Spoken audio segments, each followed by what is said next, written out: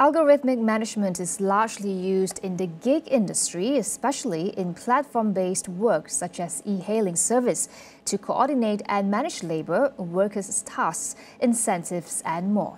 While they may increase efficiencies and conveniences, Dr. Rachel Gong from Khazanah Research Institute argues that its unregulated use may also impact gig workers negatively. Basically, when the work of coordinating and managing labor, for example, tasks like assigning jobs or adjusting the prices of jobs and setting and delivering incentives, when all that is done using computer programs instead of having a human manager come in and make those decisions. So this kind of algorithmic management will affect gig workers in at least three different ways. The first way is that it isolates them from people around them. So usually when we work in a company, we can go to our bosses or we can talk with our team members and our colleagues to negotiate our workload. And under algorithmic management, gig workers don't have bosses or colleagues to speak of. So they're kind of isolated doing their own thing. So for example, normally employers have an obligation to provide their employees with a safe working environment.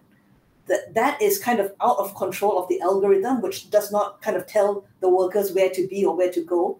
So gig workers can no longer have this expectation from their employers. So when you add to that things like incentives, like for food delivery drivers that are driven by algorithms as well, drivers may wind up taking bigger risks with smaller protections, and there's no employer obligation in that sense to protect them. And that's the second result of algorithmic management.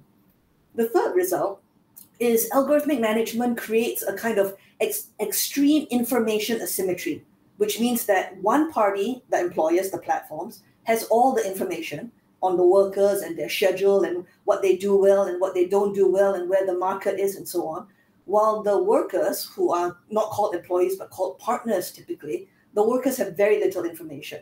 So what some of them try to do is they form WhatsApp groups or Facebook groups, and they try to self-organize in other ways to exchange information, but that still cannot compete with the amount of information that platforms have thanks to their algorithms. And so it creates a very big power imbalance and power inequality where gig workers have very limited ability to ask for changes or improvements to their working conditions. Rachel calls for more regulations in addressing some of the challenges faced by gig workers impacted by the consequence of algorithmic management, highlighting policy developments in China and Europe in this area. So China has regulations that specifically address algorithmic management. There is an Internet Information Service Algorithmic Recommendation Management Provision Law. This has been there since 2022. And the law has regulations for labor management recommendation algorithms. For example, the kinds that are used by food delivery platforms. And the law requires platforms to register their algorithms in China's algorithm registry. And platforms report that once they've registered their platforms, registered their algorithms, they also take measures to make sure that these algorithms give drivers a bit more time to deliver their orders and allow them to ask for more time if they need it. For example, if there's a traffic jam or something. So it doesn't incentivize them for speed all the time.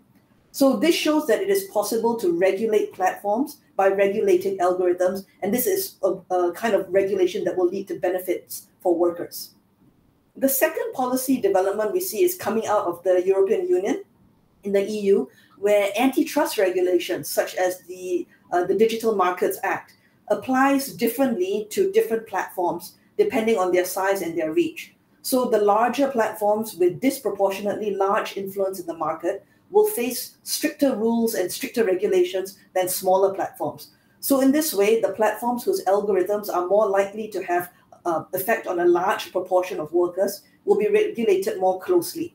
And this kind of two-tiered regulation model will allow us to hold larger platforms accountable while giving smaller platforms more opportunity to grow and expand in the market.